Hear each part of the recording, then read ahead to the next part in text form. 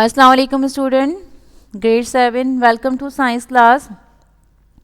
This is day 2, Tuesday 12 January 2021, unit number 9, acid and alkalis. Yesterday we have discussed about the acid and alkalis, their properties, uses, and today we will discuss about the difference between strength and concentration. First of all, we will discuss about the strength and concentration, then what is the difference between them. Dilute versus concentrated. When an acid is mixed with large quantity of water, it is a dilute acid. When an acid is mixed with a small quantity of water, it is concentrated acid. Concentrated acids are more corrosive than dilute acid. Dilute or concentration, yes, strength, these both are the different thing.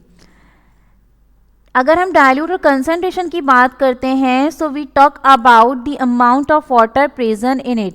उसके अंदर कितना पानी मौजूद है, हम उसकी बात करते हैं. Okay, the amount of water present in it.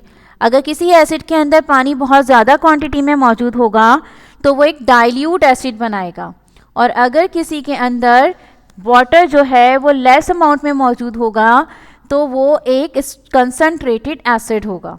ठीक है जी. Now, strong acid versus weak acid. The strength of an acid refers to the number of hydrogen ion.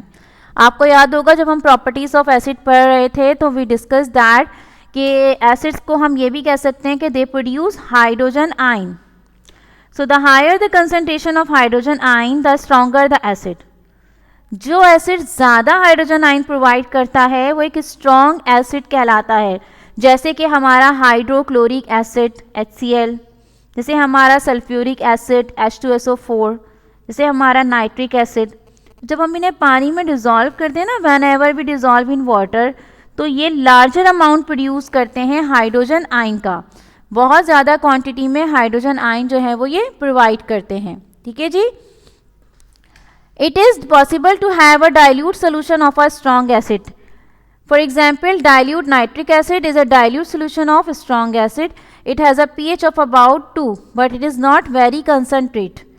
अच्छा जी, एक स्ट्रॉन्ग एसिड जो बहुत ज़्यादा हाइड्रोजन आयन प्रोवाइड कर रहा है वो कंसनट्रेटेड भी हो सकता है और वो डाइल्यूट भी हो सकता है, मगर एक स्ट्रॉन्ग एसिड जो है वो वाटर की वजह से कंसनट्रेटेड और डाइल्यूट करा रहा है, एक वीक एसिड नहीं हो सकता. क्यों? क्योंकि स्ट्रॉन्ग एसिड का मतलब है it contain high number of hydrogen ion.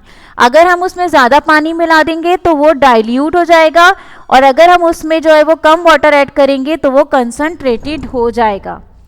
और दोज एसिड जो कि कम हाइड्रोजन आयन प्रोड्यूस करते हैं वो कहलाते हैं आपके वीक एसिड्स. ओके जी. The words meaning are concentration means that amount of water present in it. Okay जी. corrosive, डैमेज, स्ट्रेंथ, ये सारे के सारे हम पहले भी डिस्कस कर चुके हैं. No new word are hair.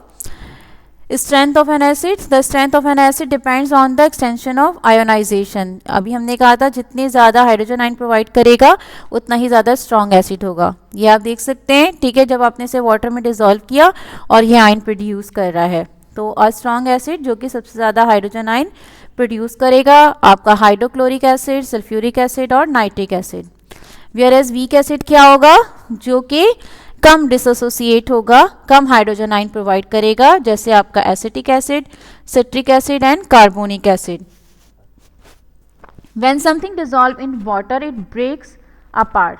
जब भी हम डालते हैं ना पानी में किसी भी चीज़ को, तो वो उसमें डिसॉल्व होती है, अपने पार्टिकल्स में डिवाइड हो जाती है. When an acid is place in water it dissociate, टूट जाता है. तो ये हाइड्रोजन आयन इस वजह से प्रोड्यूस करता है.